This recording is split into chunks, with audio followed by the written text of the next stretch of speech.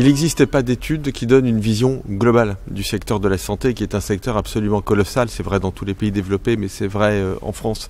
Et donc nous, on a voulu regarder ce que pesait le secteur de la santé, non seulement en prenant en compte les soins, en prenant en compte les médicaments, mais aussi les services, l'innovation, la recherche et développement, et puis la régulation et le financement.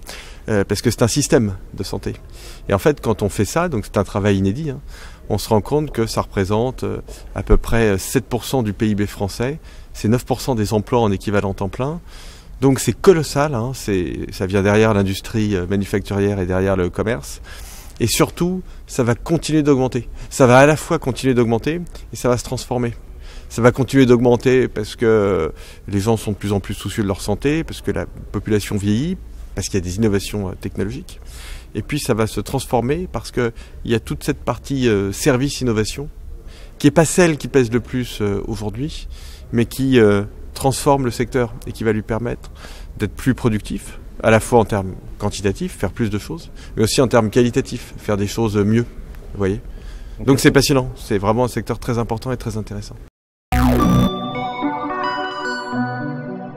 Je pense qu'il faut passer à une étape un peu nouvelle, qui est peut-être de mettre un petit peu moins l'accent sur la création d'entreprises, ce qu'on a très bien fait ces dernières années. On a un très bon écosystème.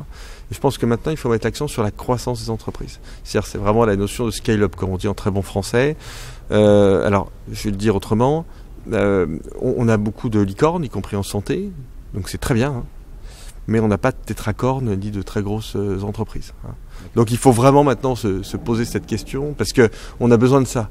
Notre écosystème, il a beaucoup de champions, mais c'est plutôt des acteurs publics ou des labos pharmaceutiques qui ont des... Alors c'est très bien, mais qui sont un peu vieux, si vous voulez. Mais c'est bien, on en a besoin. Mais il faut qu'on réfléchisse à comment faire en sorte qu'on ait des acteurs jeunes qui vraiment passent à l'échelle.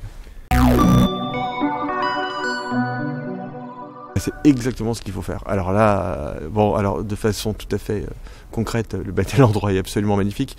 Alors c'est ce qu'il faut faire parce que le secteur de la santé en France, il est très siloté. C'est un peu notre petit défaut en France. On a vraiment des verticales qui sont qui communiquent pas beaucoup. Et là, en fait, on met tout le monde ensemble. Parce qu'ici, vous avez tout le monde. Toutes les institutions dont j'ai parlé, dont on quantifie le poids dans l'étude, ici elles y sont. Et en fait, ça permet vraiment une transversalité qui est quelque chose d'inédit.